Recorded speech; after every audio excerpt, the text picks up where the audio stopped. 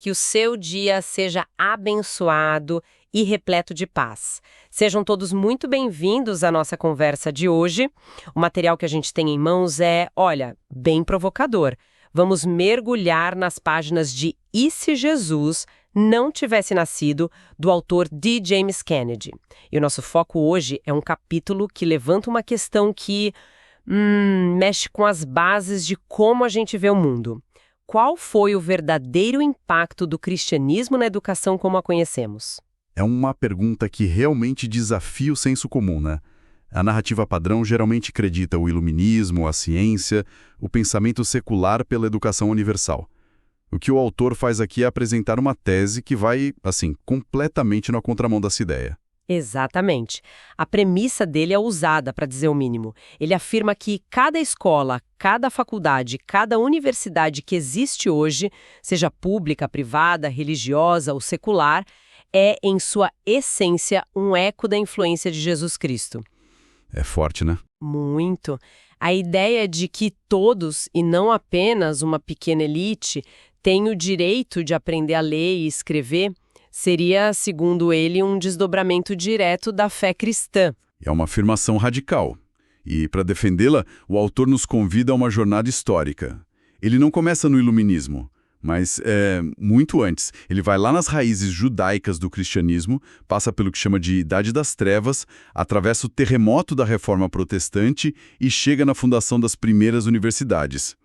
A nossa análise, então, vai seguir essa linha de raciocínio que ele constrói, peça por peça. Certo. Então, por onde o autor começa a construir esse argumento tão forte? Qual é a fundação de tudo isso? A fundação, segundo o livro, é uma ideia muito simples. O cristianismo, que herdou essa tradição do judaísmo, se tornou o que ele chama de o povo do livro. O povo do livro. Exato. O centro da fé não era um lugar, tipo um templo ou um rei, mas um texto sagrado, a palavra de Deus. E isso tem uma consequência prática imediata e, assim, revolucionária. Que seria? Se você é o povo do livro, você precisa saber ler o livro. A alfabetização deixa de ser um luxo, um privilégio, e se torna uma necessidade espiritual. Então, a própria teologia cristã já nasceria com um gene de alfabetização embutido nela. Mas como isso se manifestou na prática, especialmente quando o Império Romano ruiu e a Europa entrou naquele período de instabilidade, de declínio cultural? É aí que o argumento ganha muita força. Durante a Idade Média, que o autor descreve como um período de analfabetismo generalizado, quem segurou as pontas do conhecimento ocidental? Os monges, imagino. Fonte é categórica. Foram os monges cristãos, isolados em seus mosteiros. Eles se tornaram os guardiões da palavra escrita. E o fascinante aqui é o que eles copiavam. A gente imagina monges copiando a Bíblia o dia inteiro. E eles faziam isso, claro. Sim. Mas o livro ressalta que eles copiavam também os grandes clássicos pagãos da antiguidade. Ah, é? Sim, as obras de Platão, Aristóteles, Cícero, Virgílio. Textos que não tinham nada de cristãos, mas que foram considerados preciosos demais para serem perdidos. Sem esse trabalho meticuloso, grande parte do pensamento grego e romano teria simplesmente desaparecido. Isso é sobre preservar o conhecimento que já existia. Mas o argumento do livro vai além, certo? Ele fala sobre o cristianismo não apenas salvar a escrita, mas ativamente criar a escrita para povos que não a possuíam. Exatamente. E esse é um dos pontos mais impactantes da análise dele. A fonte argumenta que um número enorme de línguas no mundo foi colocada na forma escrita pela primeira vez por uma razão. Qual? Para que os missionários cristãos pudessem traduzir a Bíblia para os povos locais.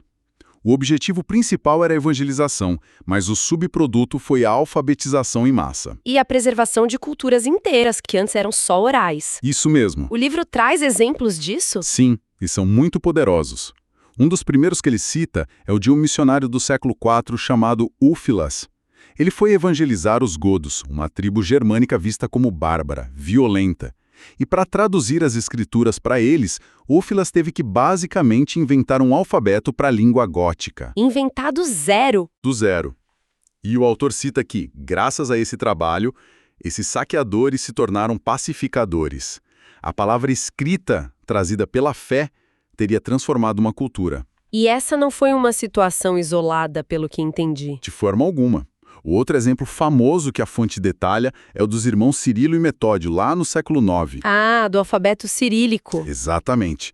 Eles são creditados com a criação do alfabeto que até hoje leva o nome de um deles.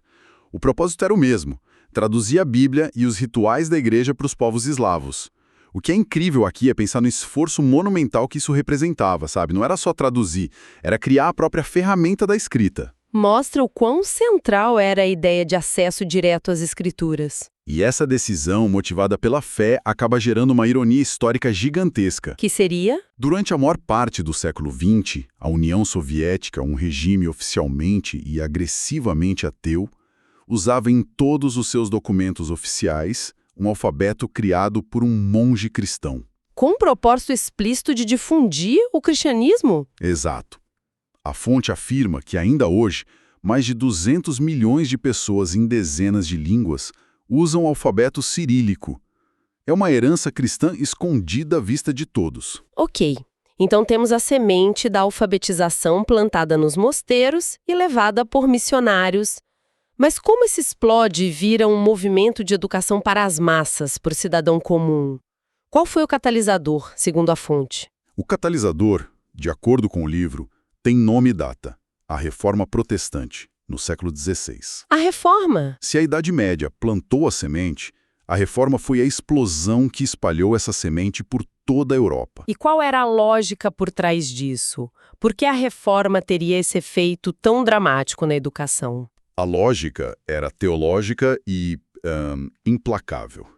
O princípio central da reforma, especialmente para figuras como Martinho Lutero e João Calvino, era o sola scriptura. A escritura somente. Isso. A autoridade final não era mais o Papa ou a tradição da Igreja, mas a Bíblia.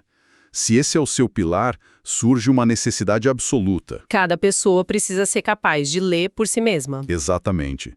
Seja um camponês ou um nobre, para não depender de intermediários. A própria sobrevivência da reforma dependia de tirar o monopólio da leitura das mãos do clero e entregá-lo nas mãos do povo. E a tecnologia da época ajudou, imagino. Ajudou de uma forma que o livro descreve como providencial. A invenção da prensa de tipos móveis por Gutenberg, poucas décadas antes de Lutero, criou a tempestade perfeita. Claro. De repente, não só havia um motivo para todos lerem, como também havia um meio de produzir livros, e principalmente Bíblias, de forma barata e em massa. Não é à toa que o primeiro grande livro impresso na Europa foi a Bíblia de Gutenberg. A fonte dá um destaque especial a João Calvino, não é? Chega a chamá-lo de o pai de fato da educação moderna. Por que esse título tão pesado? Porque, segundo o autor, Calvino foi quem mais sistematizou essa união entre teologia e educação. Para ele, o propósito da vida era conhecer e glorificar a Deus. Ok. E como se conhece a Deus? De duas formas. Primeiro, através das Escrituras, que ele chamava de o primeiro livro de Deus, mas também através da criação, da natureza. Que ele via como o segundo livro de Deus. Exatamente. Essa ideia abriu as portas não só para a educação religiosa, mas para o estudo da biologia, da astronomia, da física. Estudar o mundo era uma forma de estudar a obra do Criador. E na prática? Por isso, em Genebra, onde Calvino se estabeleceu, ele criou um sistema de escolas públicas para todas as crianças, ricos e pobres, meninos e meninas. Algo assim inédito na época. Essa conexão profunda entre educação e teologia levanta uma questão que o livro aborda de frente. O conhecimento por si só nos torna pessoas melhores? E essa é uma das reflexões mais incisivas da fonte. Para Calvino, com a visão dele da depravação humana, a resposta era um sonoro não. Não. Não. A ideia de que o conhecimento automaticamente leva à virtude era para ele uma fantasia perigosa. A educação precisava estar ancorada numa base moral. Que no sistema dele era a moralidade cristã. Isso. Separar o conhecimento da moralidade era como criar um monstro. E o autor usa um exemplo histórico muito forte para ilustrar esse ponto. Um exemplo que é difícil de ignorar. Sim, ele usa um argumento brutalmente contundente. Ele afirma que, em 1941, A nação com o maior índice de alfabetização e possivelmente o mais alto padrão de educação do mundo Era a Alemanha. era a Alemanha, uma nação de filósofos, cientistas, músicos, engenheiros. E essa educação de excelência, esse auge do conhecimento secular, não apenas não impediu, Uhum. como foi instrumental na construção de Auschwitz. Exatamente. A tese do livro é radical. O conhecimento sem uma âncora moral não só é inútil, como pode se tornar a ferramenta mais eficiente a serviço dela. Ele pode produzir monstros de Frankenstein altamente inteligentes. É um argumento que muda completamente a forma como se pensa no propósito da educação. E essa filosofia toda não ficou na Europa. O autor usa a fundação dos Estados Unidos como um grande estudo de caso de como essa ideia calvinista se manifestou na prática. Certo. Perfeitamente. Os puritanos que colonizaram a Nova Inglaterra eram calvinistas fervorosos. E o livro mostra que, mal desembarcaram, uma de suas primeiras preocupações foi criar escolas. Em 1647, em Massachusetts, eles aprovaram uma lei com um nome que diz tudo, o Old Deluder Satan Act. Ato do velho enganador Satanás? O nome é incrível. E o que a lei dizia? Ali obrigava qualquer cidade com mais de 50 famílias a contratar um professor e estabelecer uma escola. E a justificativa, escrita no próprio texto da lei, era explicitamente teológica. Era pra quê? Para garantir que as crianças aprendessem a ler as escrituras, para que não fossem enganadas pelo velho enganador, o diabo, Uau! que, segundo eles, se aproveitava da ignorância para afastar as almas de Deus. Imagine a mentalidade. O analfabetismo era a porta de entrada que o diabo usava. Então ensinar uma criança a ler era literalmente um ato de guerra espiritual. Exato. A escola pública na América, segundo a fonte, nasceu desse imperativo. E os materiais didáticos acompanhavam essa visão. Totalmente. O livro escolar mais famoso da época, o New England Primer, ensinava o alfabeto usando a teologia. A fonte cita exemplos que hoje seriam, assim, impensáveis. Como, por exemplo? O A era de Adão, e a frase era: na queda de Adão, todos nós pecamos. O C era de Cristo, e a frase: Cristo crucificado, por pecadores morreu. A doutrina estava embutida na lição mais básica de todas. Isso cobre a educação básica. Mas e o topo da pirâmide educacional? Como as universidades, o lugar da elite intelectual, entram nessa história? O autor argumenta que a própria ideia de universidade é uma invenção cristã. As primeiras grandes universidades da Europa, Bolonha, Paris, Oxford, surgiram por volta de 1200, crescendo a partir de escolas de catedrais. E o foco era? A disciplina rainha, o centro do currículo, em torno do qual tudo girava, era a teologia. Nos Estados Unidos, esse modelo foi replicado de forma ainda mais explícita. O autor afirma que as 123 primeiras faculdades fundadas no país, incluindo as que hoje são gigantes seculares, Harvard, Yale, Princeton. exatamente, essas mesmas foram criadas por grupos cristãos com um propósito principal: treinar ministros e pastores. Ele cita alguma evidência disso? Sim, e é bem direta. Uma placa original de Harvard, citada no livro, diz que um dos objetivos da fundação era avançar o aprendizado, temendo deixar um ministério analfabeto para as igrejas. A preocupação era garantir que os líderes espirituais fossem pessoas cultas. Precisamente. O lema original de Yale era luz e verdade, em hebraico e latim, referindo-se à luz e verdade divinas. A conexão era inegável. Era um contraste gigantesco com a imagem que a gente tem dessas universidades hoje. O que o autor aponta como ponto de virada. Onde essa conexão tão forte entre fé e educação começou a se romper, na visão dele? Ele aponta para o século XIX, com figuras como Horace Mann, que defendeu um sistema de escolas controladas pelo Estado com um currículo mais neutro religiosamente. E depois, no século XX, com educadores como John Dewey. Ele era um humanista secular declarado e primeiro presidente da Associação Humanista Americana. E qual era a visão dele? A fonte argumenta que Dewey viu o cristianismo como um obstáculo que o sistema educacional moderno precisava superar, Para o autor, essa foi a mudança filosófica fundamental. A educação deixou de ser teocêntrica para se tornar antropocêntrica. E o livro tenta medir as consequências dessa mudança. Sim, e aqui ele apresenta talvez a sua estatística mais polêmica. Ele afirma que, após mais de 200 anos de um sistema educacional majoritariamente cristão, a taxa de analfabetismo nos Estados Unidos era de apenas 0,4%. E depois? E que, após décadas de secularização do sistema, essa taxa teria aumentado 32 vezes, com o livro citando de 40 a 44 milhões de analfabetos funcionais no país hoje. É uma correlação muito direta. Sim, e é importante frisar que o autor está traçando essa correlação. É o ponto mais controverso do argumento dele.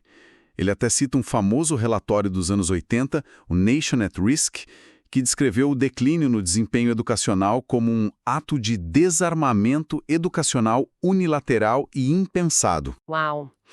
Bom, para resumir a nossa análise de hoje, que foi bem densa, o argumento central apresentado no livro E se Jesus não tivesse nascido é que a ideia de educação universal, a preservação do conhecimento, a codificação de línguas e o próprio conceito de universidade são, em sua origem, contribuições diretas do cristianismo. Exatamente.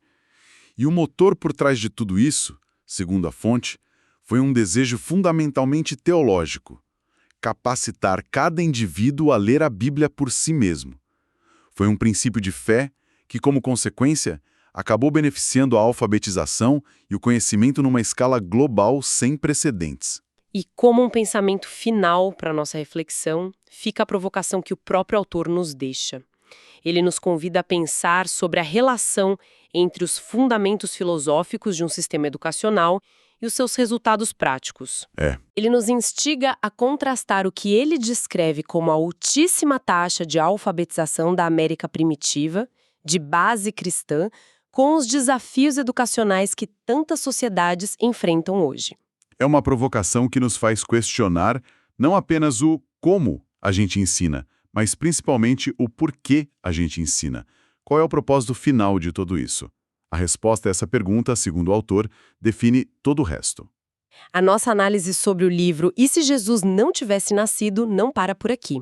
No nosso próximo encontro, vamos explorar outro capítulo impactante desta obra. Que Deus abençoe a todos os ouvintes.